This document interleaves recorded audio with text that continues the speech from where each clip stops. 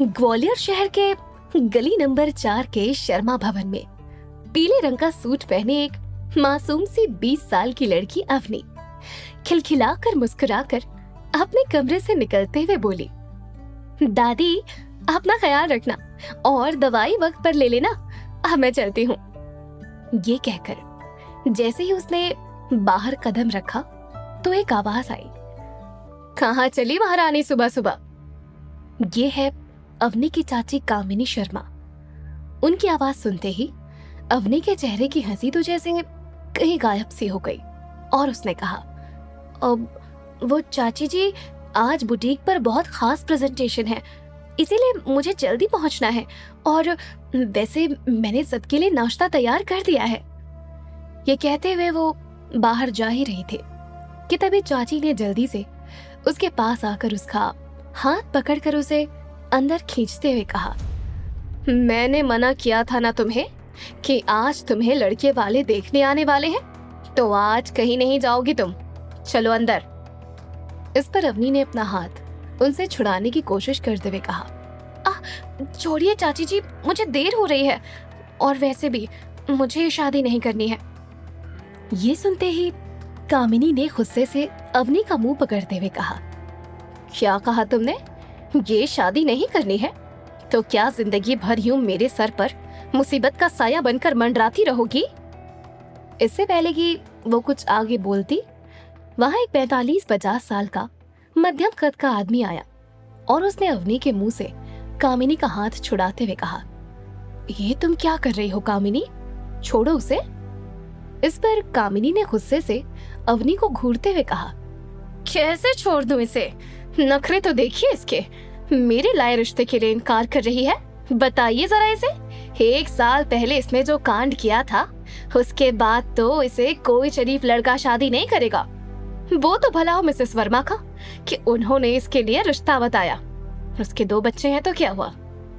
तभी कमलेश ने उसकी बात को बीच में काटते हुए कहा, ये तुम क्या कह रही हो कामिनी?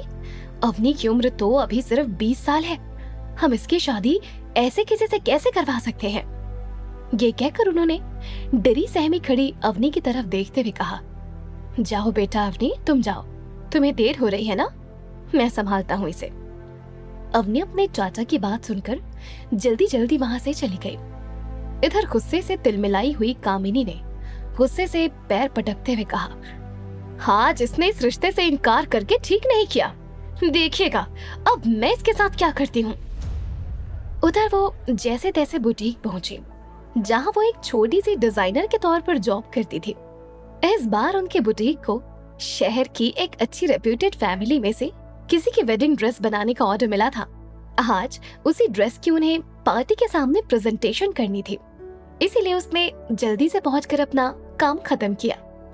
काम करते करते कब दोपहर हो गई पता ही नहीं चला और फिर थोड़ी देर में वो लंच करने बैठी ही थी कि तभी बुटीक के बाहर खड़े पियोन ने अंदर आकर कहा, मैडम, आपसे कोई सर मिलने आए हैं।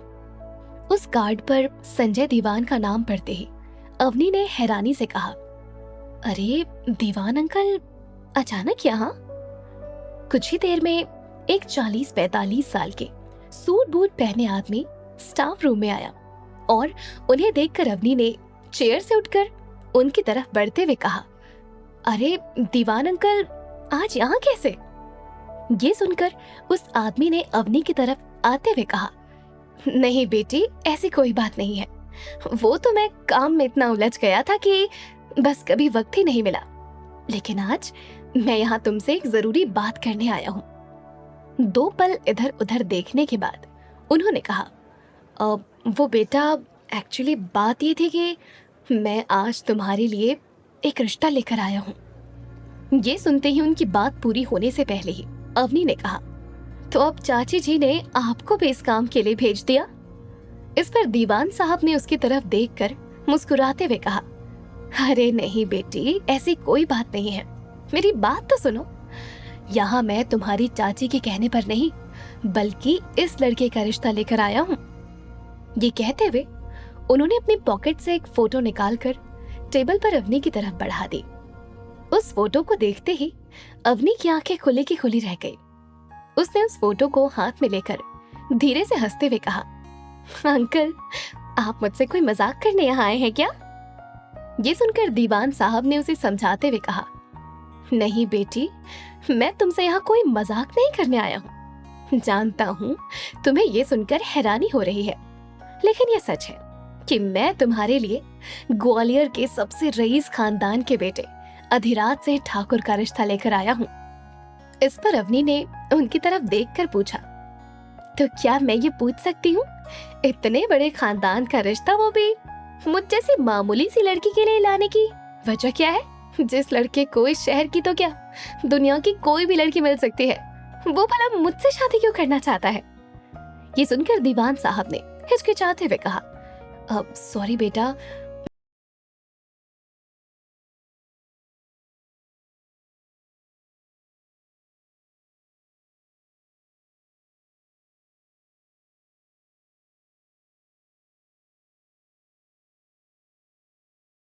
हुए कहा, सॉरी, लेकिन मैं भी कोई शादी वादी नहीं करना चाहती हूँ, इसीलिए प्लीज आप यहाँ से जा सकते हैं। वैसे भी मेरी क्लास का टाइम हो गया है, अब मुझे जाना होगा।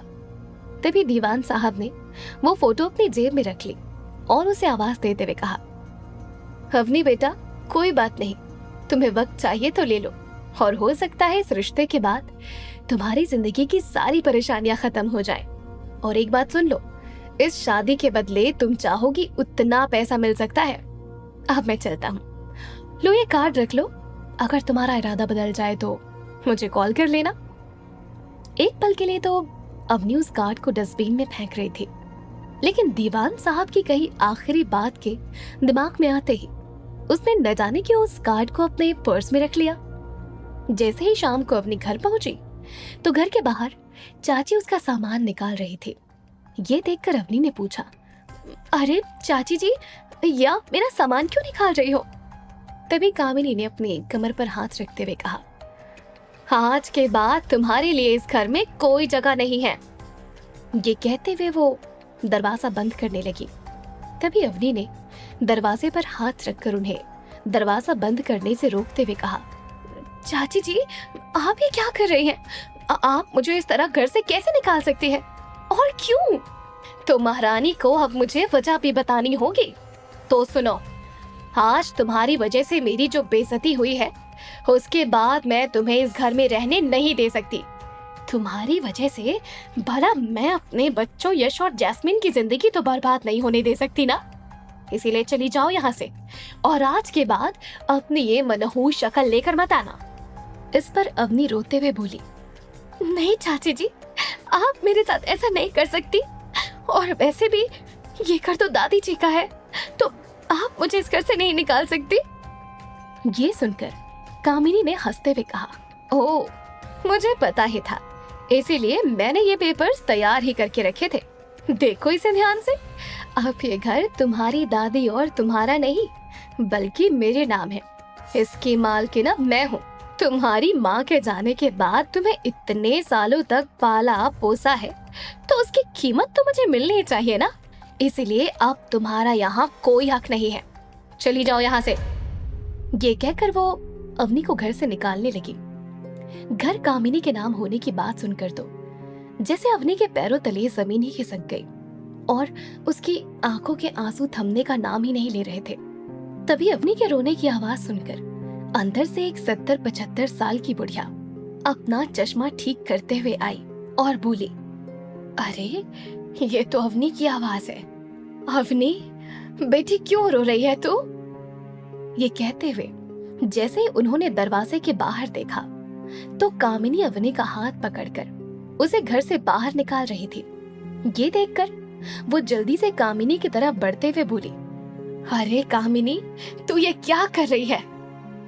ये कहते हुए जैसे ही उन्होंने कामिनी के हाथों से अवनी का हाथ छुड़ाने की कोशिश की तो कामिनी ने उनके हाथों को झटकते हुए कहा, आप बीच में ना आए।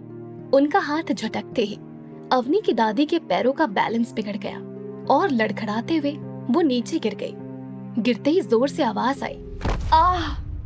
ये कहते हुए वो बेहोश हो गई। अपनी दादी को बेहोश होते देख अवनी कामिनी के हाथ से अपना हाथ छुड़ाकर दादी की तरफ भागते हुए जोर से चिल्लाते हुए बोली, अरे दादी जी, क्या हो गया दादी?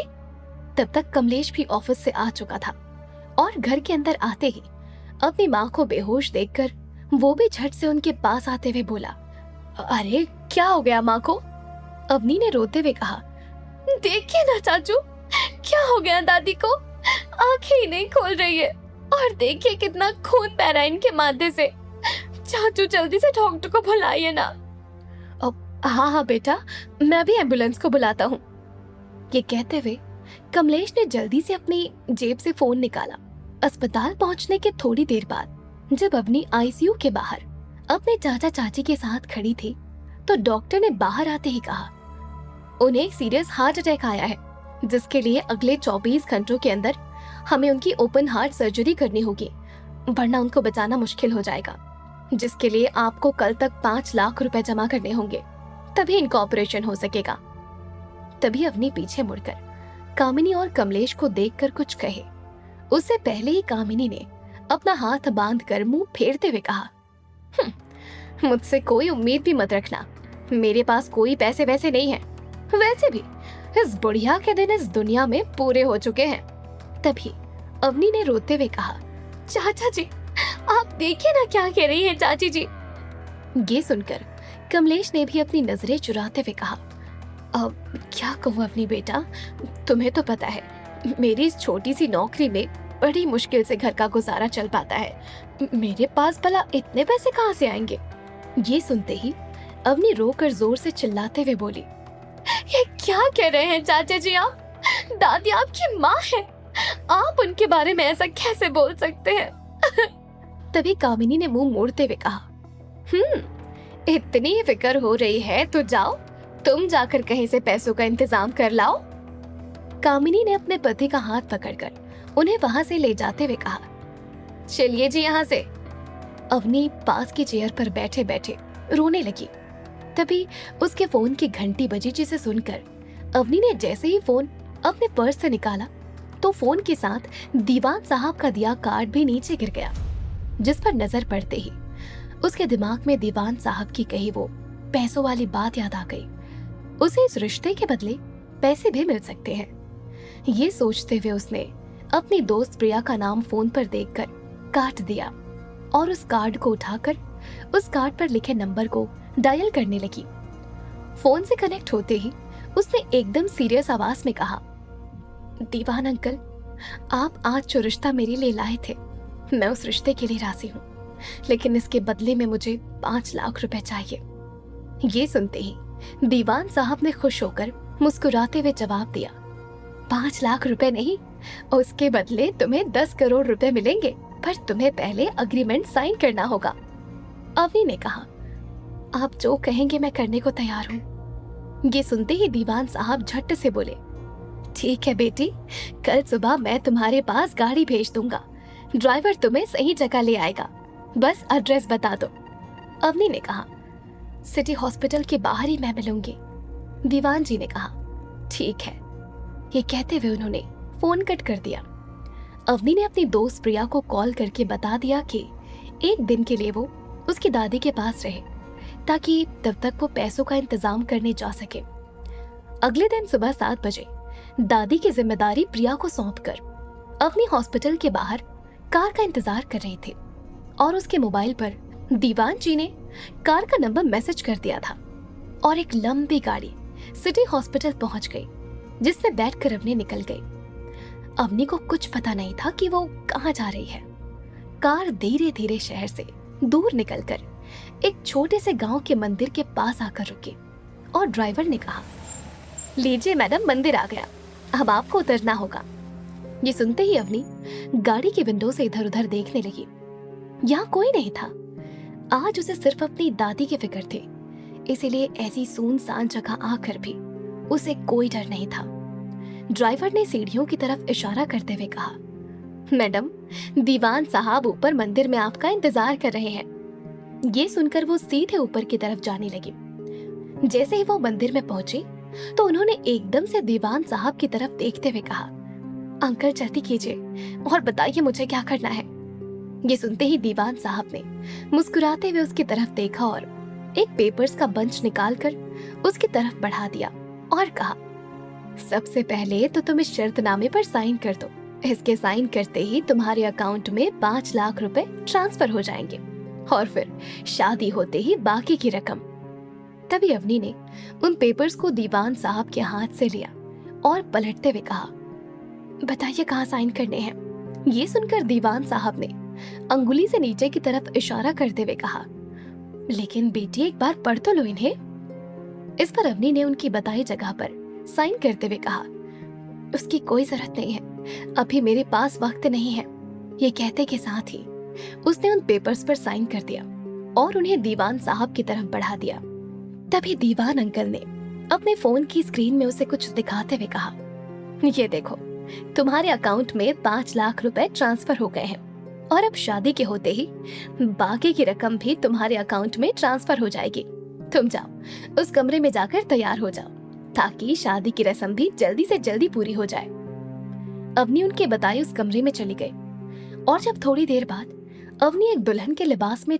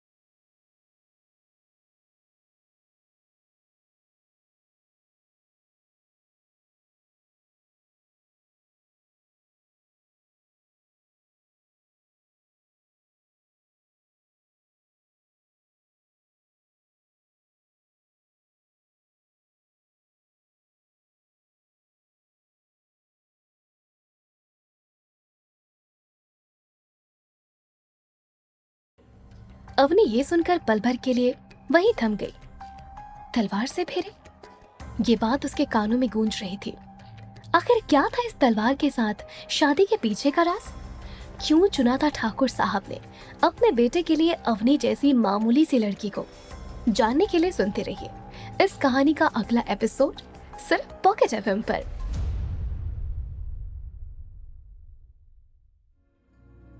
अवनी के यूं हैरानी से रुके कदम देखकर ठाकुर साहब समझ गए कि वो क्यों हैरान है। उन्होंने दीवान जी को इशारा किया। दीवान जी ने अवनी को समझाते हुए कहा, अवनी बेटा, राजपूतों में तलवार से शादी करने का रिवाज होता है, तुम चिंता मत करो, सब ठीक हो रहा है।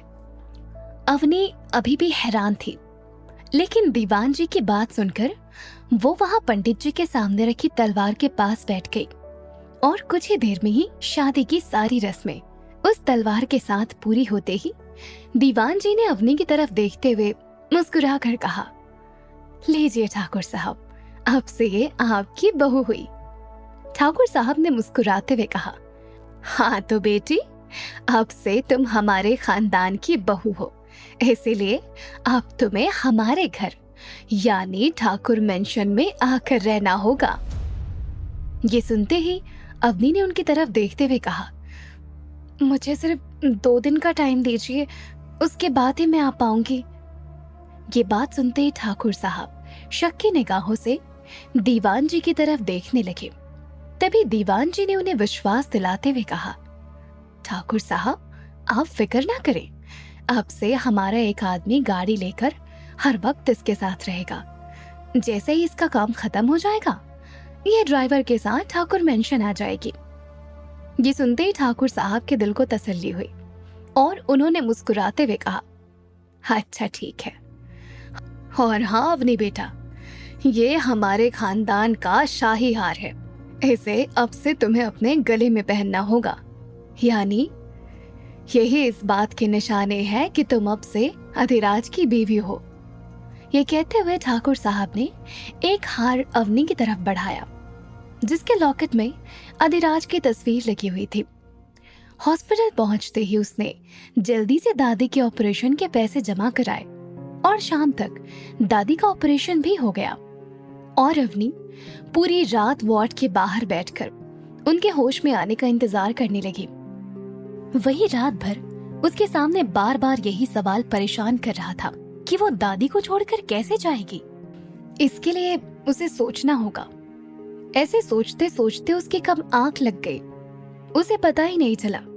तभी सुबह के 7:40 हुए ही थे कि एक नर्स ने आकर उसे नींद से जगाते हुए कहा, पेशेंट को होश आ गया है और वो आपसे बात करना चाहती है। नर्स की ये बात सुनते ही अवनी खुश होते हुए जल्दी से आईसीयू वार्ड में अपनी दादी से मिलने चली गई।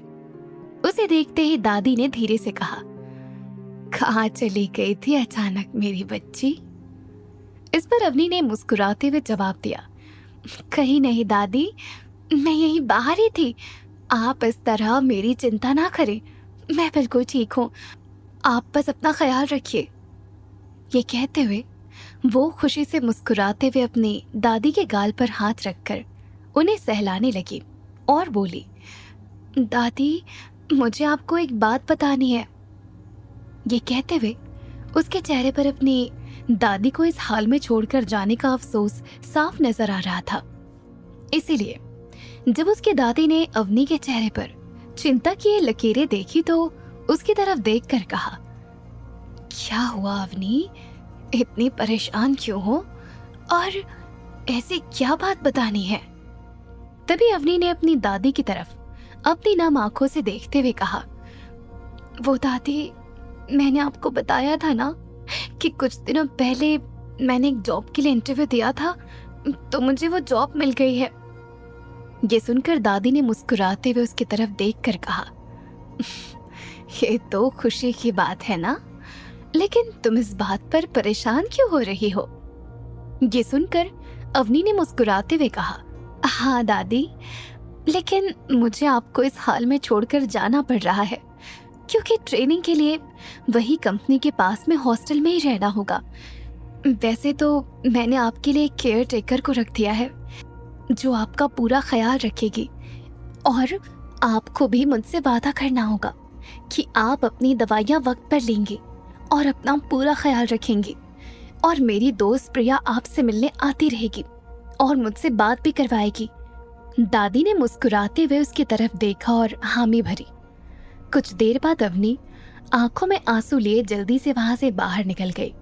ऐसा लग रहा था जैसे अब अगर वो थोड़ी देर और वहां रुकी तो अपने आंसुओं को बहने से रोक नहीं पाएगी। उसने प्रिया को मिलने बुलाया। प्रिया अवनी की स्कूल फ्रेंड थी। दोनों ही हॉस्पिटल की कैंटीन में बैठे थे। अवनी ने प्रिया को दादी के दवाई के पैसे देते हुए कहा, अब कुछ दिनों के लिए दादी की जिम्मेदारी मैं तुम पर छोड़ रही हूँ। अभी कुछ सवाल मत पूछना और किसी भी जरूरत पर मुझे कॉल कर लेना। अवनी ने सारे काम खत्म कर लिए थे और वो रात को दादी का हाथ पकड़कर ही सो गई थी क्योंकि अगले दिन उसे ठाकुर मेंशन जो जाना था। सुबह होते ही ड्राइवर आ गया जिसमें बैठकर अवनी ठाकुर मेंशन जाने के लिए निकल गई। गाड़ी से उतरकर शाही अंदाज में सजे उस घर को इधर उधर देखते हुए अंदर आ ही रही थी कि तभी ठाकुर साहब अंदर से आए और उसके पास आकर बोले, आओ बेटा, आज से यही तुम्हारा घर है। मुझे पूरी उम्मीद है कि अब तुम आ गई हो तो तुम इस मकान को जरूर एक घर बना दोगी। अवनी वहां एक खामोशी भरे माहौल को देखकर ही हैरान थी कि इतने महल जैसे दिखने वाले घर में सिर्फ 2 नौकर और ठाकुर साहब के अलावा कोई नहीं था। वैसे भी उस दिन बिना दूल्हे की शादी और आज घर में आई दुल्हन का ना तो कोई स्वागत ना कोई तैयारी। ठाकुर साहब ने वहां खड़े एक नौकर की तरफ इशारा करते हुए कहा, जाओ, मैडम को इनके कमरे तक ले जाओ और इनका सामान वहां रख दो। उस घर में फैले सन्नाटे की वजह से अवनी के दिल में अजीब सी घबराहट हो रही थी। बार बार उसके दिल में बस एक ही ख्याल आ रहा था कि कहीं उसके साथ कुछ गलत तो नहीं होने जा रहा है। इसीलिए बिना कोई सवाल किए घर के नौकर के साथ वो अपने कमरे की तरफ चली गई। उसके वहां से जाते ही ठाकुर साहब ने पास खड़ी घर की नौकरानी सुजाता की तरफ देखते हुए कहा, देखो, तुम मेम साहब का पूरा ख्याल रखना, और हाँ, जैसे ही कल सुबह अधिराज लौट कर आए तो मुझे कॉल करके बता देना, ताकि मैं उससे इस बारे में बात कर सकूं। उधर कमरे में पहुंचते ही वो कुछ देर तक उस शाही कमरे को चारों तरफ से देखती रही। उसे यकीन ही नहीं हो रहा था कि एक ही दिन में उसकी किस्मत बदल जाएगी। वो बिस्तर पर बैठकर अचानक पलटी किस्मत के बारे में सोच ही रही थी कि तभी किसी ने उसके दरवाजे पर आकर दस्तक दी, जिसे सुनते ही वो एकदम से चौंक कर बोली, कौन? अंदर आ जाइए। उसकी आवाज सुनते ही एक 40-45 साल की औरत की आवाज आई, जिसने दरवाजा खोलते हुए अवनी की तरफ देखकर मुस्कुराते हुए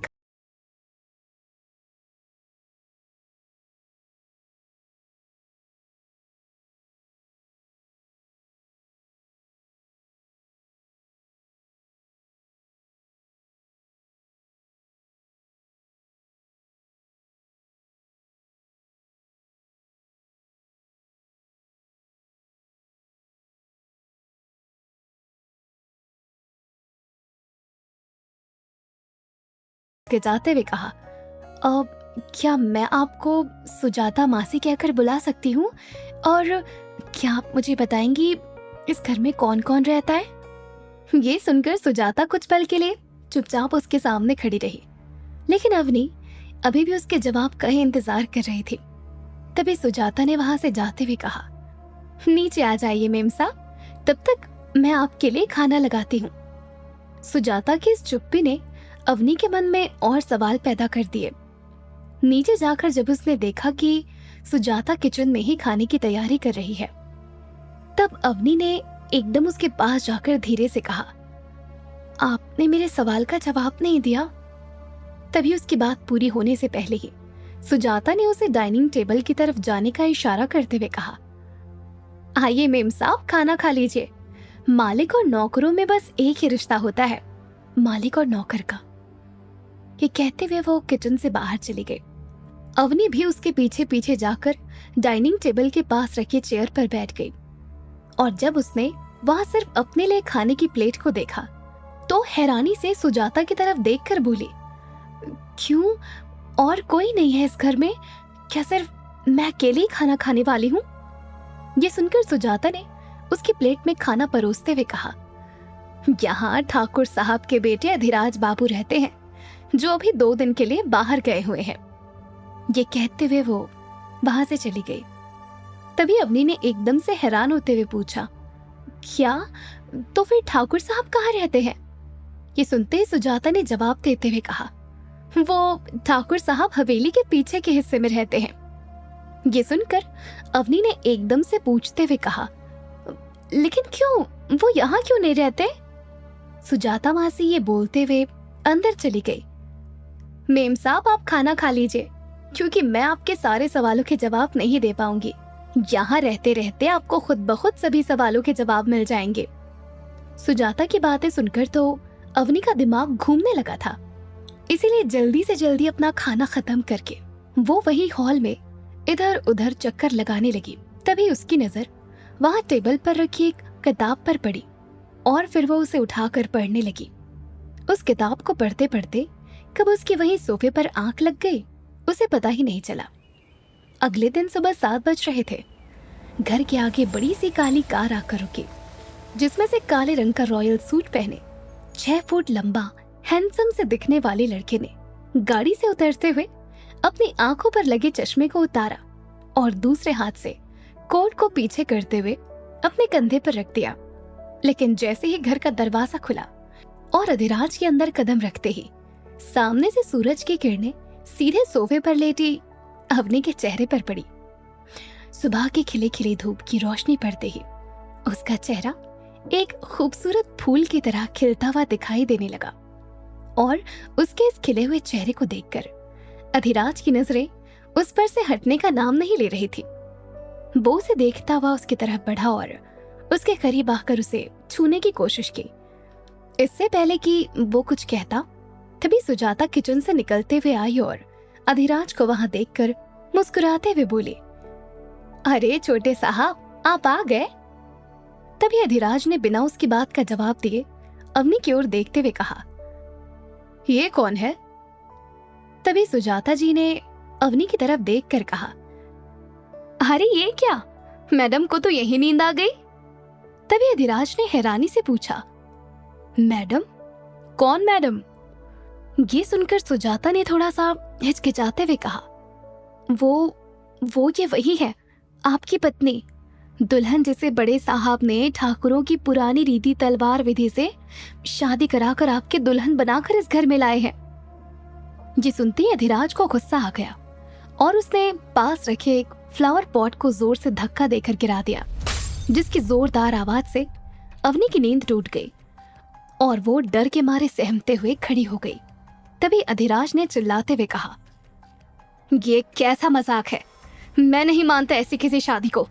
इससे कहिए कि अभी के अभी अपना बोरिया बिस्तर बांधे और यहाँ से चली जाए। उसे इस तरह गुस्से में देखकर अवनी सहम सी गई। ऐसा लग रहा था मानो वो अभी के अभी रो पड़ेगी। तभी अधिराज ने उसे अंगुली दिखाते हुए कहा, हे लड़की सुन, तुम अगले 5 मिनट में यहाँ से अपना सामान उठाकर चली जाओ, वरना मैं तुम्हें धक्के देकर यहाँ से निकाल दूंगा। ये कहते हुए वो गुस्से से तिलमिलाता हुआ वहां से चला गया। अवनी को कुछ समझ में नहीं आ रहा था। सुजाता भी वहां से चली गई। अवनी सोच रही थी कि अब मैं क्या करूं। वो अपने कमरे की ओर जाने लगी, तभी अधिराज वापस आया और फिर से कहने लगा, जाओ जाकर अपना सामान पैक करो और निकलो यहाँ से। अवनी रोते हुए अपने कमरे की तरफ चली गई। कुछ ही देर में वो अपनी बैग लेकर सीढ़ियां उतरकर नीचे आ गई। वो इधर उधर देख ही रही थी कि सुजाता कहीं दिखाई दे तो बात की जाए, पर वहां कोई नहीं था। अधिराज ने उसे वहीं खड़ा देखकर फिर से कहा, देख क्या रही हो, चलो निकलो यहाँ से। अवनी कुछ कहना चाहती थी। मैं अधिराज ने सीधा उसकी बाह पकड़ी और घर से बाहर खींचते हुए कहा, एक बार कहा ना, गेट लॉस्ट। ये कहते हुए अधिराज ने अवनी को चौखट से बाहर ढकेल दिया और खुद घर के अंदर चला गया। तभी एक भारी आवाज में किसी ने उसके पीछे से कहा, रुको। आखिर क्यों सुजाता अवनी के सवालों का जवाब नहीं दे रही थी? इस तरह ठाकुर साहब ने बिना बताए अपने बेटे की शादी क्यों करवाई थी? जानने के लिए सुनते रहिए इस कहानी का अगला एपिसोड सिर्फ पॉकेट एफएम पर।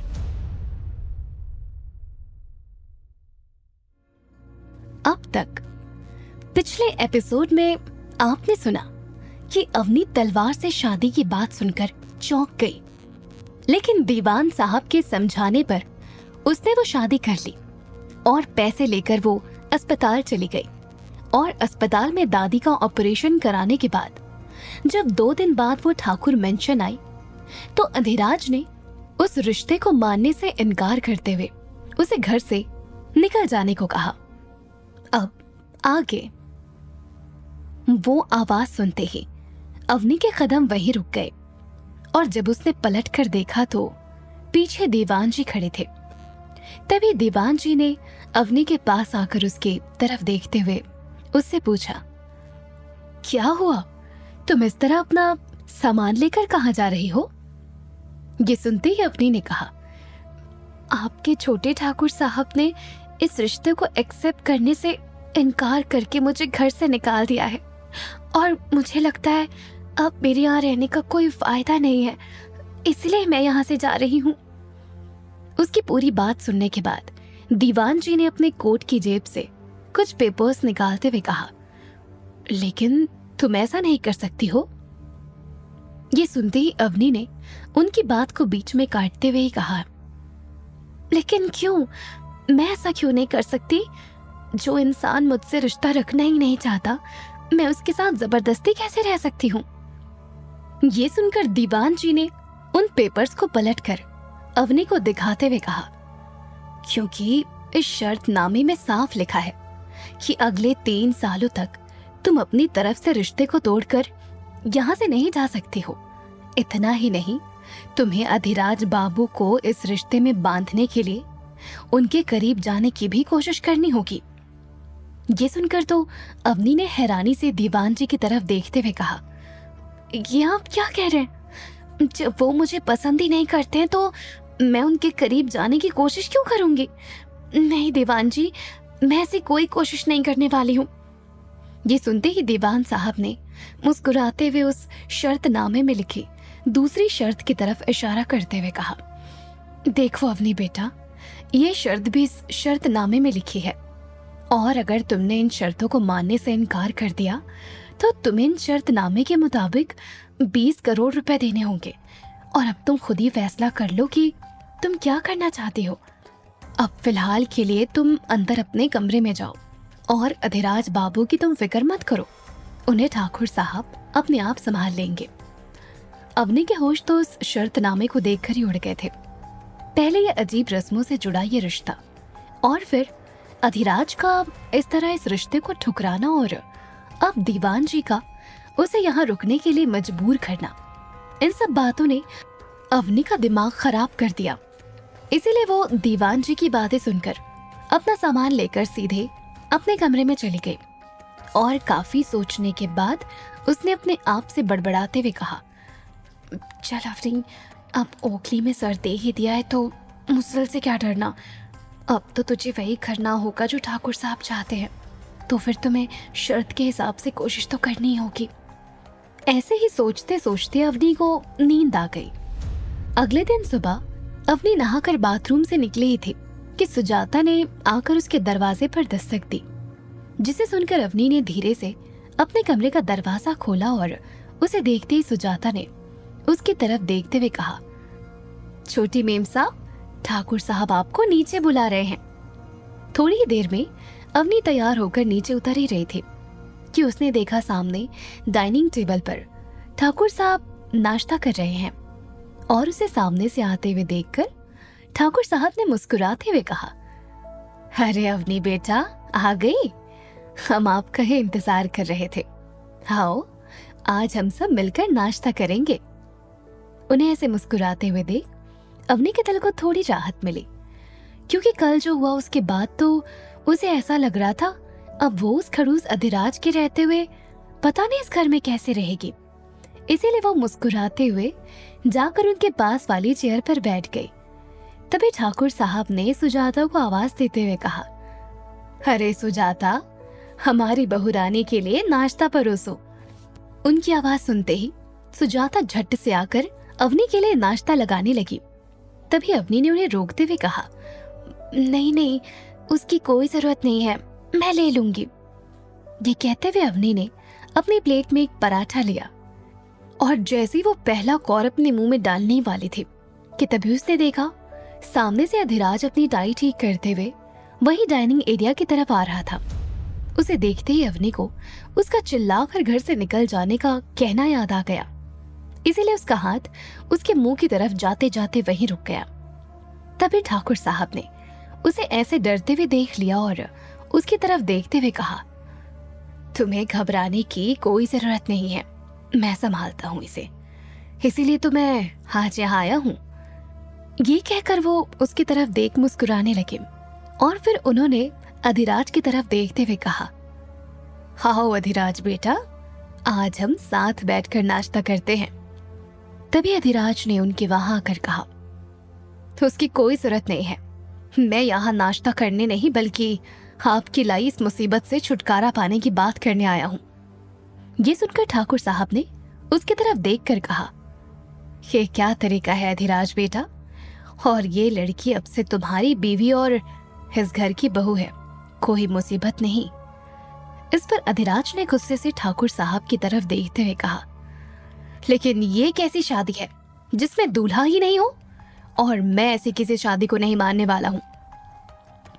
इस पर ठाकुर साहब ने जवाब देते हुए कहा, तुम्हारे मानने या ना मानने से कोई फर्क नहीं पड़ता, और रही बात बिना दूल्हे की शादी की, तो हमारे यहाँ पहले भी इस तरह बिना दूल्हे की शादियाँ हो जाया करती थी, और मैंने भी तुम्हारी शादी उसी रीति रिवाज से इस लड़की के साथ कर दी है। और हमारे यहाँ जब एक बार किसी लड़की का विवाह उस रीति से किसी लड़के के साथ करके उसके गले में उसके फोटो का हार पहना दिया जाए तो वो उस लड़के की बीवी बन जाती है। इसीलिए अब तुम भी इस रिश्ते से इनकार नहीं कर सकते।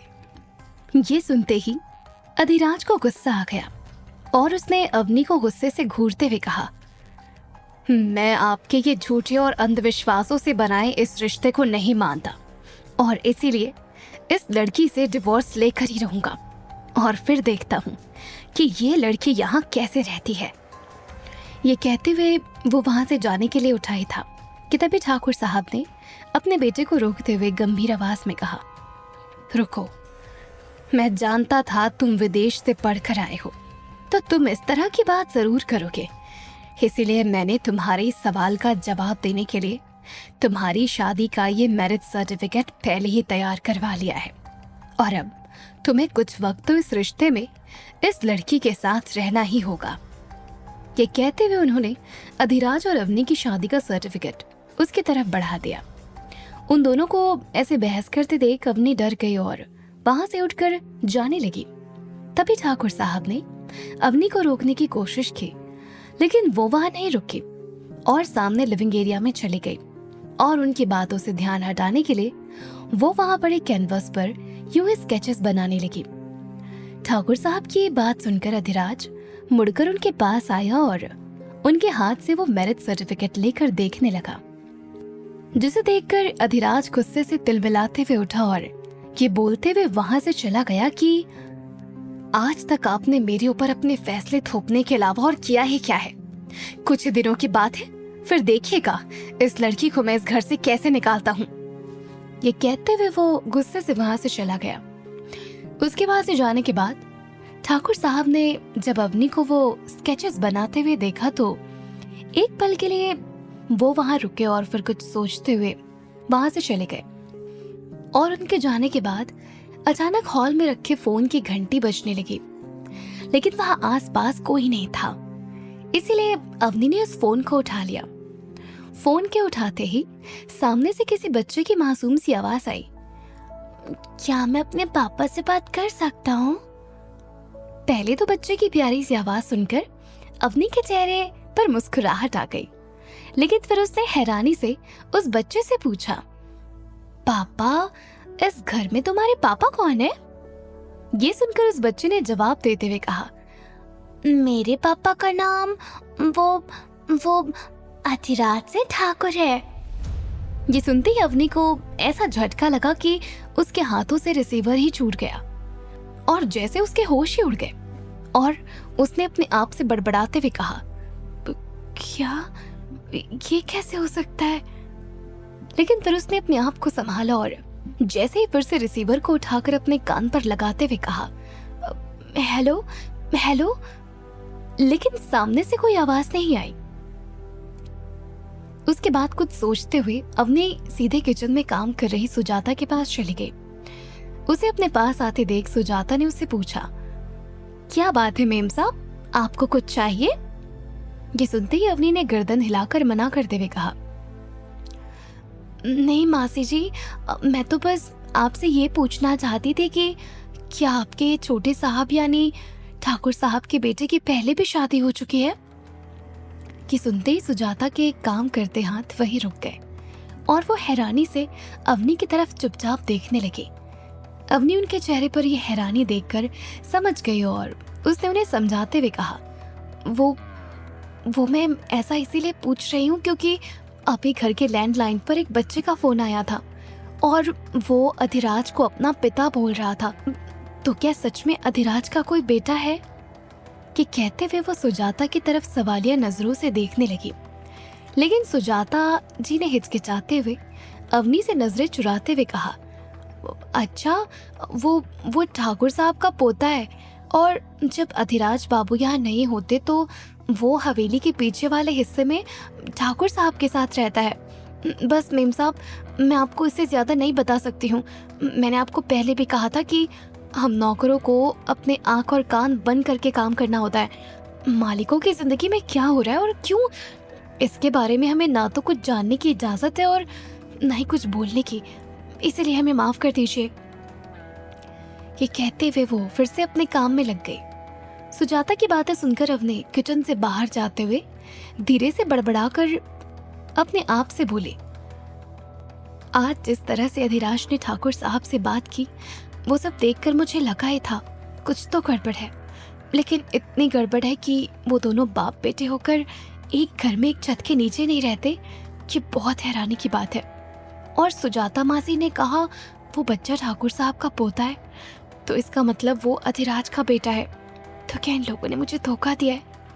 एक शादीशुदा इंसान से मेरी शादी करवा दी, और वो भी उससे बिना बताए। इसके पीछे का राज तो मुझे पता लगाना ही होगा। ये सोचते हुए वो अपने कमरे में चली गई।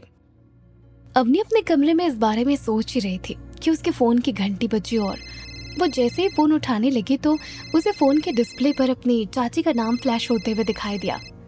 कुछ देर तक तो उसने फोन नहीं उठाया, लेकिन फोन के बार बार बजने पर उसे फोन उठाना ही पड़ा। फोन उठाते ही सामने से आवाज आई, अवनी, दादी कैसी है अब? ये सुनते ही अवनी ने गुस्से में चिल्लाते हुए कहा, क्यों, आपको क्या करना है उनकी तबीयत के बारे में जानकर? आप तो उन्हें ऐसे ही मौत के हवाले छोड़कर चली गई थी ना।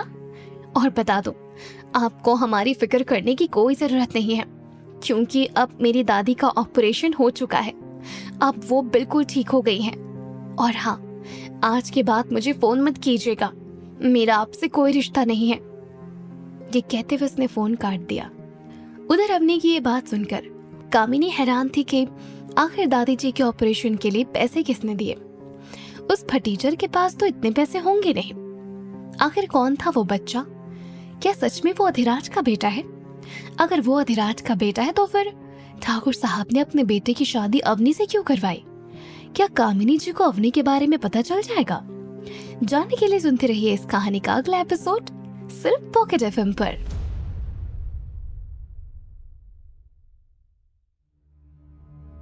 इधर दादी जी के ऑपरेशन के बारे में सोच सोचकर कामिनी परेशान होकर अपने कमरे में इधर उधर ठहरते हुए बड़बड़ाते हुए बोली, आखिर किसने दिए होंगे उस बुढ़िया के इलाज के लिए पैसे?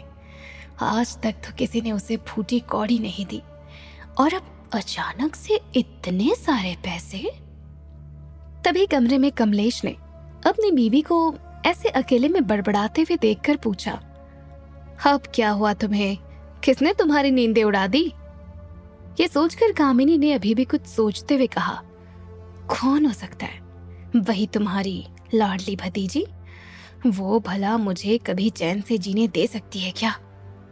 ये सुनकर कमलेश ने बेड पर बैठते हुए कहा, अब क्या किया उसने?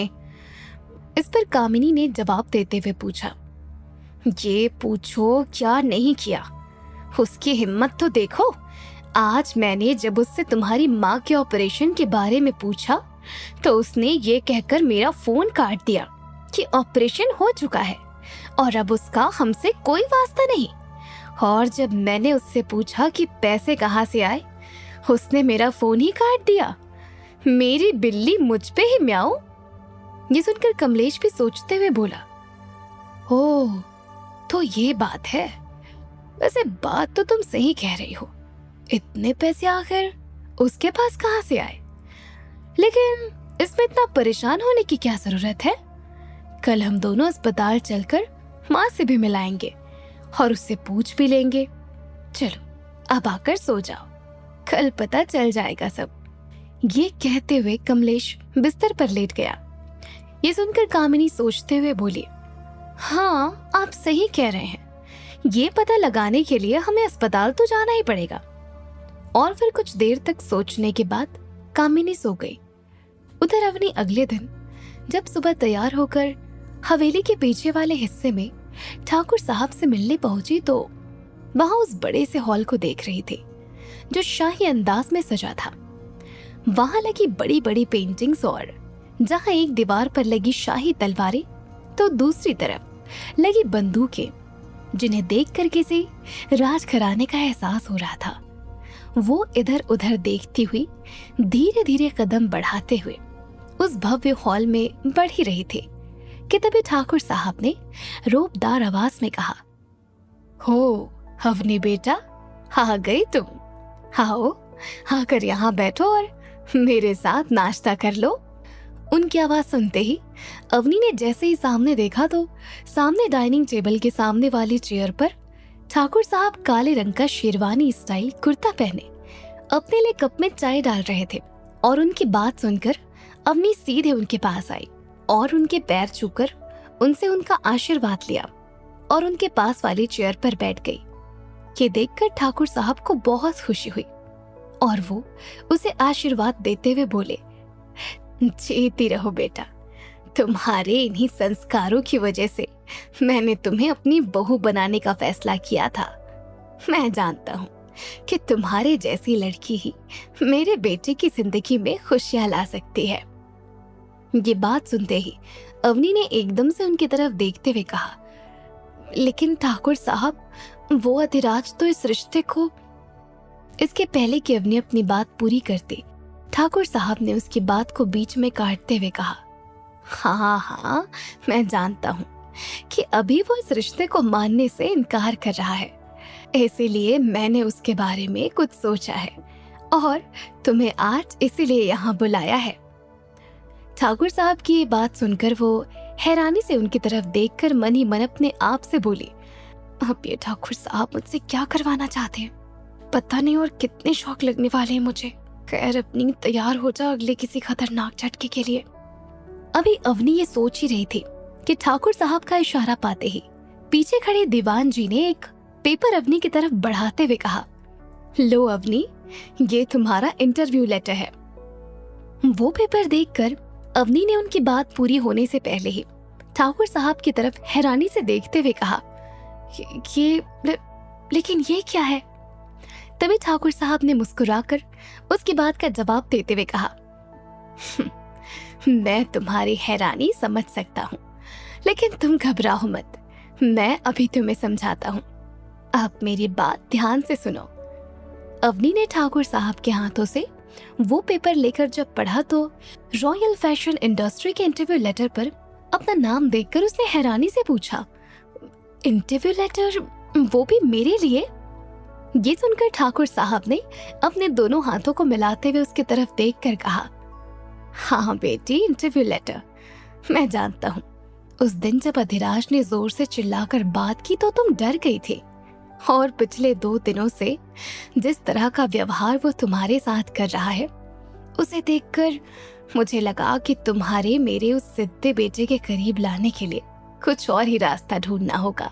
और इसीलिए मैंने जब तुम्हें उस दिन हॉल में वो पेंटिंग करते हुए देखा तो मेरे मन में ख्याल आया कि क्यों ना तुम हमारी कंपनी रॉयल फैशन इंडस्ट्रीज में एक फैशन डिजाइनर की पोस्ट पर काम करो, जिसमें तुम्हें उसके साथ ज्यादा से ज्यादा वक्त बिताने का मौका मिल जाएगा और तुम उसके करीब भी जा सकोगी। ये सुनकर अवनी ने हैरानी से उसकी तरफ देखते हुए पूछा, क्या मैं आपकी कंपनी में? लेकिन कैसे? तभी पीछे खड़े दीवान जी भी ठाकुर साहब के इस फैसले को सुनकर हैरान थे। उन्होंने पूछा, लेकिन ठाकुर साहब, क्या आपको लगता है अधिराज बाबू इसे नौकरी पर रखेंगे? माफ कीजिएगा, लेकिन जिस तरह से उस दिन उन्होंने अवनी को अपनी बीवी मानने से इनकार कर दिया था, इसलिए मुझे लगा कि वो इस बात के लिए। तभी ठाकुर साहब दीवान जी की बात पूरी होने से पहले ही कहते हैं, दीवान जी, आपका शक बिल्कुल सही है, लेकिन उस दिन मैंने अपनी बेटी को जिस तरह से बड़ी लगन के साथ वो पेंटिंग बनाते हुए देखा था, तभी मुझे लगा कि इसमें काबिलियत तो है। और जहाँ तक मैं अपने बेटे को जानता हूँ, उसे काबिलियत की कदर करनी आती है और मुझे पूरा विश्वास है कि अपनी बेटी को ये जॉब जरूर मिल जाएगी और वहाँ जॉब मिल जाने के बाद इसके लिए अधिराज के दिल में अपनी जगह बनाना आसान हो जाएगा। और तुम तो जानते हो ना कि वो दिखने में जितना सख्त है, उसका दिल उतना ही अंदर से नरम है। और तुम देखना, एक ना एक दिन अपनी बेटी उसके दिल में अपनी जगह बना ही लेगी। ये सुनकर दीवान जी तो चुप हो गए, लेकिन अवनी ठाकुर साहब को अपने ऊपर इतना विश्वास करते देख डर रही थी और हैरान आंखों से उस इंटरव्यू लेटर को देख रहे थे। तभी ठाकुर साहब ने उसके सर पर हाथ रखकर उसे समझाते हुए कहा, अवनी बेटी, तुम घबराओ मत, कुछ नहीं होगा, सब सही ही होगा। चलो अब तुम जाकर अपने कल के इंटरव्यू की तैयारी करो, कल सुबह ड्राइवर तुम्हें ऑफिस ले जाएगा। तभी अवनी ने वहां से उठते हुए कहा, नहीं ठाकुर साहब, उसकी कोई जरूरत नहीं है, मैं खुद ही चली जाऊंगी, क्योंकि मैं भी अपनी ये नौकरी अपनी काबिलियत के बल पर पाना चाहती हूँ। इस पर ठाकुर साहब ने चेयर से उठते हुए कहा, ठीक है, जैसा तुम्हें ठीक लगे, लेकिन अपना ख्याल रखना। अब मैं चलता हूँ, मुझे ऑफिस के लिए निकलना होगा। ये कहते हुए वो दीवान जी के साथ हवेली से बाहर निकल गए। अवनी अभी भी धीरे धीरे वहां से निकलते हुए अपने आप से बड़बड़ाते हुए बोली, ठाकुर साहब को देखकर लगता तो नहीं कि ये दिल के इतने अच्छे हैं।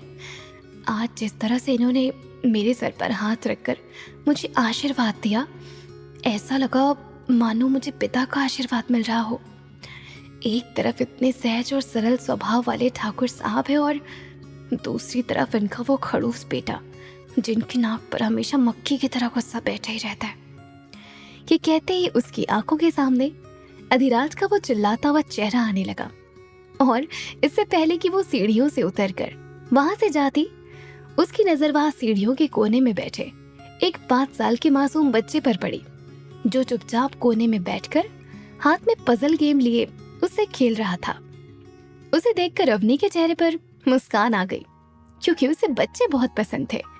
इसीलिए धीरे धीरे दबे पांव से वो उस बच्चे के पास गई और उसके पास बैठकर धीरे से बोली, हेलो। उसके इस तरह अचानक वहां आने से वो बच्चा डर गया और एकदम से अवनी की तरफ देखकर वहां से भागने लगा। अवनी ने चिल्लाकर उसे पुकार कर रोकने की कोशिश की। अरे सुनो तो, कहाँ जा रहे हो, रुको। वो बच्चा रुका तो नहीं, लेकिन अवनी की आवाज सुनकर उसे पीछे देखते हुए आगे भाग रहा था, जिसकी वजह से वो टेबल पर रखे गमले से टकरा गया और गमला जोर से उसके पैर पर गिरने ही वाला था कि तभी अवनी ने देख लिया और भागकर उसे बचाने के लिए दौड़कर उसके पास आई और वहां से उसे दूर कर दिया। लेकिन उसे बचाने के चक्कर में वो गमला अवनी के पैर पर गिरा और उस गमले की आवाज सुनकर वो बच्चा डर गया और उसने डर के मारे एकदम से अवनी को कसकर पकड़ लिया। ऐसा लग रहा था वो बहुत डरा सहमा सा है। तभी अवनी ने उसे प्यार से पकड़ा और पास रखी बेंच पर बैठकर उसने उसके सर पर हाथ रखते हुए कहा, डरो नहीं, देखो कुछ भी नहीं हुआ है, देखो मेरी तरफ और मुझे बताओ कि क्या तुम वही हो जिसने उस दिन फोन पर कहा था कि अधिराज तुम्हारे पापा हैं। ये सुनते ही एकदम से उस बच्चे ने अवनी को छोड़ दिया और वो बिना पीछे देखे और चुपचाप पीछे कदम बढ़ाने लगा। तभी ये आवाज सुनकर अधिराज भी वहां आ गया और उसने आरव को अवनी के पास देखकर उसे गुस्सा आ गया और उसने आरव को डांटते हुए कहा, आरव तुम यहाँ क्या कर रहे हो। अधिराज की तेज आवाज सुनकर आरव डर गया और डर के मारे उसके कपड़ों में ही सुसु निकल गई और वो नीचे गर्दन करके डरा सहमा खड़ा हो गया। तभी अवनी ने उसे ऐसे देखकर उसका हाथ पकड़कर उसे अपनी तरफ खींचते हुए अधिराज की तरफ देखते हुए कहा, अधिराज तुम ये क्या कर रहे हो, इस तरह भला कोई अपने बच्चे को डांटता है, और वैसे भी इसमें इसकी कोई गलती नहीं है। वो तो ये मुझे देखते ही डर कर भाग रहा था तो गमला गिर गया। उस बच्चे ने अवनी के पास जाते ही उसे कसकर पकड़ लिया। तभी अवनी ने उसके सर पर हाथ फेरते हुए कहा, नहीं बेटा, तुम्हें इस तरह डरने की कोई जरूरत नहीं है। तभी अधिराज ने आरव का हाथ पकड़कर उसे अपनी तरफ खींचते हुए कहा, चलो आरव, मेरे साथ चलो, तुम्हें इसकी बात सुनने की कोई जरूरत नहीं है। लेकिन उसने जैसे ही आरव को अपनी तरफ खींचा तो उसका पैर अवनी के पैर पर लग गया, जिसकी वजह से अवनी के मुंह से एकदम से आह कराहने की आवाज निकली, जिसे सुनकर आरव ने अवनी के पैर से बहते खून की तरफ देखा। तभी अधिराज ने उसके पैर पर लगी चोट की तरफ देखते हुए कहा, तुम्हें मेरे सामने तो एटलीस्ट ये सिंपैथी कार्ड खेलने की कोई जरूरत नहीं है। मैं तुम जैसी लड़कियों को अच्छे से जानता हूँ। पहले तुमने मेरे पापा को अपनी बातों में फंसाकर मुझसे शादी कर ली और अब तुम ये सब नाटक करके मेरे बेटे के करीब आना चाहती हो। लेकिन कान खोलकर सुन लेना, मैं तुम्हारे झांसे में आने वालों में से नहीं। ये कहते हुए वो वहां से जाने के लिए मुड़ा ही था कि आरव ने उससे अपना हाथ छुड़ाकर वहां से जाने के लिए मना कर दिया। इस पर अधिराज ने उसकी तरफ देखते हुए कहा, बेटा तुम्हें इसके लिए परेशान होने की जरूरत नहीं है। मैं भी जसवंत अंकल से कह देता हूँ, वो डॉक्टर को बुलाकर इसकी पट्टी करवा देंगे। अवनी को उसकी बातों पर गुस्सा तो बहुत आ रहा था, इसलिए उसने गुस्से से देखते हुए कहा, तुम अपने आप को समझते क्या हो? पहली बात तो दीवान जी खुद तुम्हारा रिश्ता लेकर मेरे पास आए थे।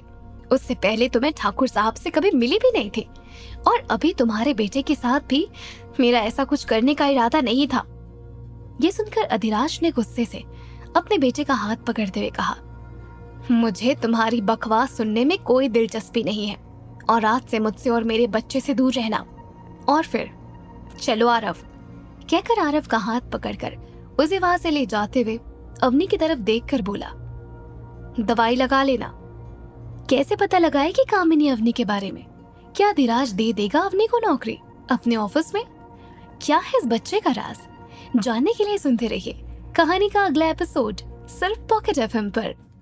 अधिराज ने जैसे ही आरव का हाथ पकड़कर आगे कदम बढ़ाया ही था कि आरव ने अधिराज के हाथ से अपना हाथ छुड़ाकर चुपचाप वहां खड़ा हो गया। तभी अधिराज ने उसकी तरफ देखकर पूछा, अब क्या हो गया तुम्हें? ये सुनकर आरव ने अंगुली से अवनी के पैर में लगी चोट की तरफ इशारा किया, जिसे देखकर अधिराज ने कहा, तुम मानोगे नहीं ना?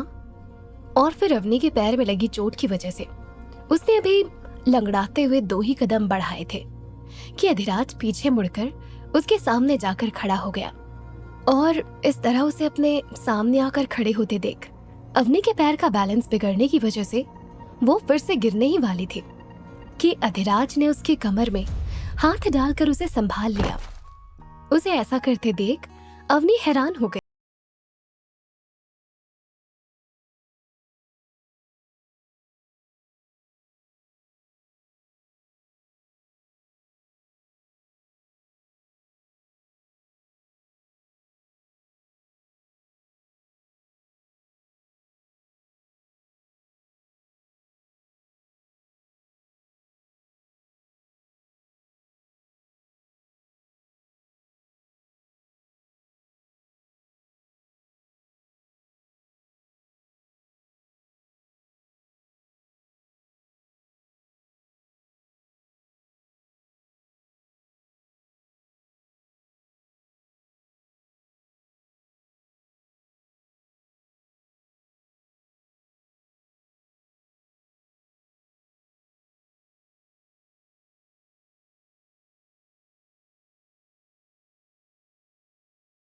भागते हुए हॉल में आए।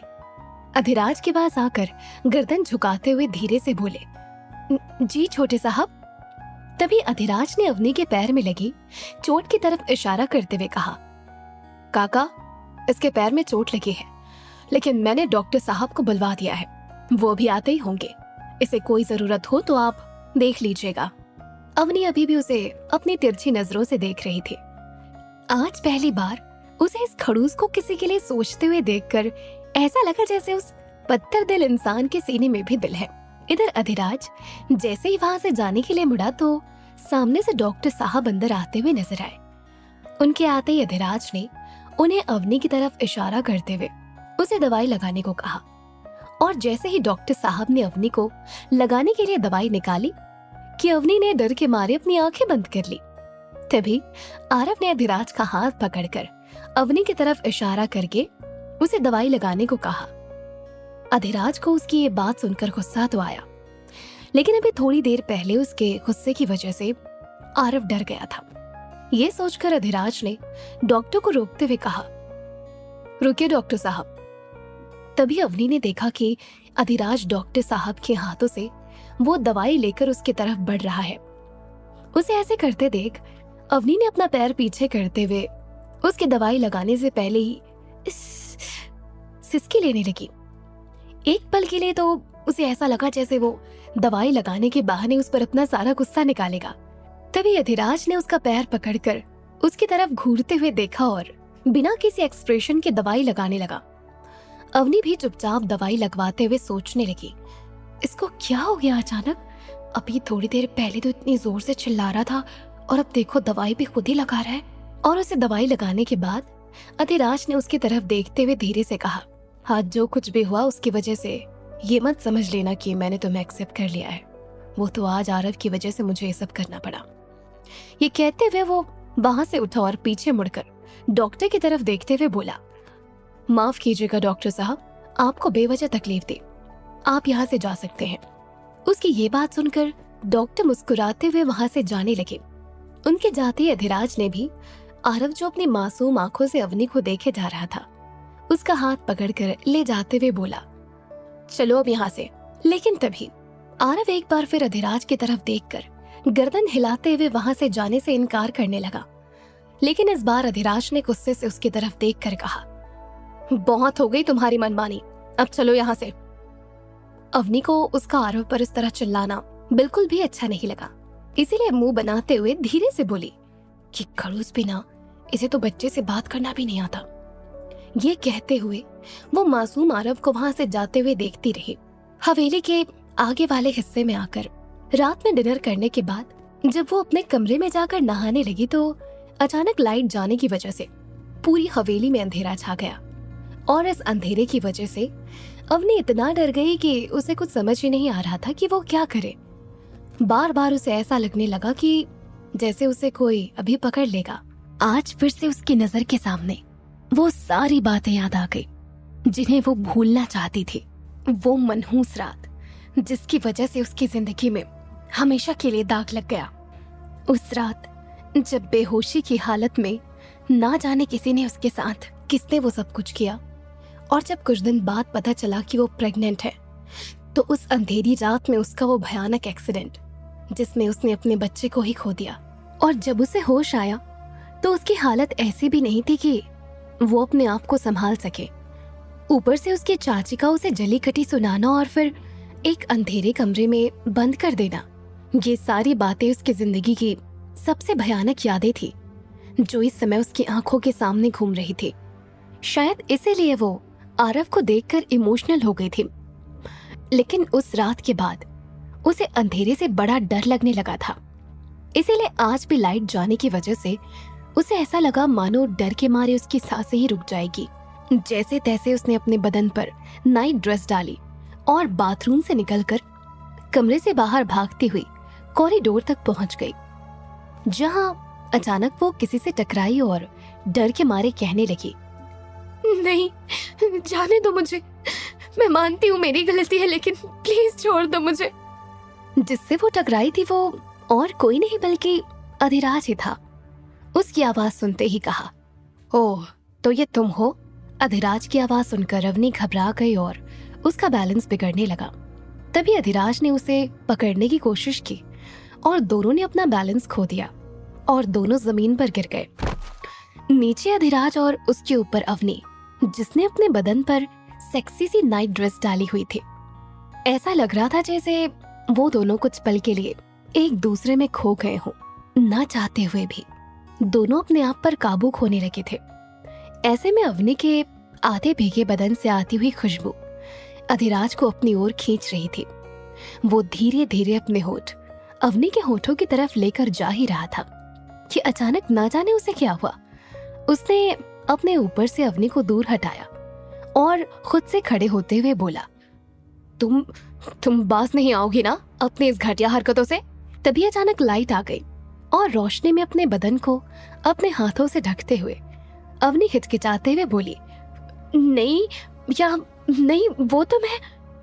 तभी अधिराज ने उसकी कमर में हाथ डाला और उसे अपने करीब खींचते हुए उसकी आंखों में आंखें डालकर कहा, तुम्हें क्या लगता है तुम मेरे साथ अब ऐसी घटिया हरकत करके अपने करीब लाने की कोशिश करोगे और मैं फंस जाऊंगा तुम्हारे जाल में? पर अफसोस, मैं तुम जैसी लड़कियों को अच्छी तरह जानता हूँ जो अपने मकसद में कामयाब होने के लिए किसी भी हद तक गिर सकती हैं। लेकिन मैं उनमें से नहीं हूँ जो खूबसूरत लड़कियों को देखकर कहीं भी फिसल जाए। मैं अधिराज सिंह ठाकुर हूँ जिसे फंसाना इतना आसान नहीं है। ये कहते हुए उसने एकदम से अवनी को झटके से छोड़ दिया। इसके पहले कि अवनी कुछ और बोलती, वहां मुकेश काका आ गए जो वहां काफी सालों से रहते हैं। लेकिन उनके कुछ बोलने से पहले ही अधिराज उन्हें देखकर भड़क गया और जोर से उन पर चिल्लाते हुए बोला, ये पावर कट कैसे हुआ? उसे ऐसे गुस्से में देखकर मुकेश काका ने भी डरते हुए कहा, नहीं छोटे साहब, वो बस फ्यूज गया था, लेकिन अब नया लगा दिया है। अवनी नजरें झुकाकर चुपचाप अपने आप को समेटते हुए वहां से चली गई और अधिराज भी गुस्से से बड़बड़ाते हुए चला गया। लेकिन अपने कमरे में जाते ही उसने जैसे ही अपने कमरे का दरवाजा बंद किया और 1 मिनट के लिए रिलैक्स होते हुए अपनी आंखें बंद की, तो न जाने क्यों अवनी के करीब जाने का एहसास उसे बेचैन करने लगा। तभी एकदम से उसने अपनी आंखें खोली और बोला, नहीं, ये नहीं हो सकता। आज पूरे 6 सालों बाद अचानक मेरे दिल में किसी लड़की के लिए वही एहसास कैसे उठ सकता है? कैसे ये लड़की मुझे बेचैन कर सकती है? नहीं, ये नहीं हो सकता। कहते हुए वो अपना ध्यान अवनी के उस एहसास से हटाने की कोशिश करने लगा। इधर अवनी ने अपने कमरे में जाते ही अपने कमरे का दरवाजा बंद किया और बिस्तर पर लेटकर उसने अपने दोनों हाथों से चादर को पकड़ लिया और आंखें बंद करके सोच ही रही थी कि एकदम से डर कर बोलते हुए वो उठी। ये तो वही आवाज थी जिसने उस रात मेरे साथ। नहीं नहीं, ये कैसे हो सकता है? क्या ये वही है? ये कहते हुए वो एकदम से उठकर बैठ गई। लेकिन न जाने क्यों उसे ये सोचकर अधिराज के लिए अपने दिल में थोड़ी नफरत सी होने लगी थी। ये सब सोचते सोचते ही वक्त बीतता गया और उसे कब नींद आ गई उसे पता ही नहीं चला। अगले दिन सुबह उठते ही फिर से उसके कानों में वही आवाज गूंजने लगी। लेकिन फिर उसने अपनी आंखें बंद करके लंबी सांसें लेते हुए कहा, नहीं अवनी, तुझे भी ठाकुर साहब की उन शर्तों को पूरा करना है और इस तरह डर कर तू पीछे नहीं हट सकती। चल अवनी, लग जा अपने अगले मिशन पर। ये कहते हुए अवनी ने अपने माथे का पसीना पोंछा और जल्दी जल्दी उठी और नहाकर तैयार होकर नीचे किचन में सुजाता के पास जाकर बोली, सुजाता मासी, आज आपके छोटे साहब के लिए नाश्ता हम बनाएंगे।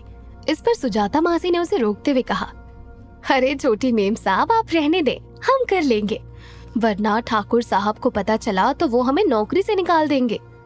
लेकिन आज अवनी रुकने वाली नहीं थी। उसने नाश्ता बनाते हुए कहा, आप उनकी चिंता ना करें, मैं खुद ही बता दूंगी। ये कहते हुए वो अपने काम में लग गई। थोड़ी ही देर में नाश्ता तैयार हो गया और वो डाइनिंग टेबल पर नाश्ता लगा ही रही थी कि सामने सीढ़ियों से अधिराज नीले रंग का सूट पहने उतर रहा था। अवनी काले रंग का सलवार सूट पहने नाश्ता लगाने में बिजी थी कि उसके काले लंबे बाल उड़ते हुए उसके चेहरे पर आने लगे, जिसे अपने हाथों से हटाते हुए उसकी नजर अधिराज पर पड़ी, जो चुपचाप दूर खड़ा अवनी को निहार रहा था। लेकिन उसे देखते ही अवनी के कानों में फिर से वही आवाज गूंजने लगी। एक पल के लिए उसे फिर से वही मनहूस रात का भयानक नजारा याद आने लगा। लेकिन फिर किसी तरह उसने अपने आप को शांत किया और उसकी तरफ देखते हुए कहा, आइए अधिराज, नाश्ता तैयार है, नाश्ता कर लीजिए। उसकी आवाज से अधिराज होश में आया और चुपचाप उसके करीब से होता हुआ हवा के झोंके की तरह घर से बाहर निकल गया। बिना खाए जाते हुए देख अवनी ने उसे रोकते हुए कहा, अधिराज, नाश्ता तो करते जाइए। लेकिन अधिराज ने उसकी बात का कोई जवाब नहीं दिया और अपनी लंबी सी गाड़ी में बैठकर ऑफिस के लिए निकल गया। उसके जाते ही अवनी मुंह बनाते हुए बोली, कल रात जो कुछ भी हुआ उसके बाद तो एक खड़ूस मेरे ऊपर और भी ज्यादा भड़का हुआ है। क्या ये आज मुझे ऑफिस में आने भी देगा? ये सोचते हुए अवनी पीछे मुड़ी और अपने सर पर टपली मारते हुए बोली, लेकिन जाना तो पड़ेगा, ठाकुर साहब का हुक्म जो है। लेकिन जल्दी कर अवनी, आज तो पहले वो दादी से मिलने भी तो जाना है। ये कहते हुए वो अपने कमरे की तरफ चली गई। क्या अवनी का शक सही था कि 1 साल पहले उस मनहूस रात जिसकी वजह से अवनी बिन ब्याही माँ बन गई, वो अधिराज ही था? क्या सच में अधिराज ऑफिस में अवनी को आने नहीं देगा? जानने के लिए सुनते रहिए कहानी का अगला एपिसोड सिर्फ पॉकेट एफएम पर।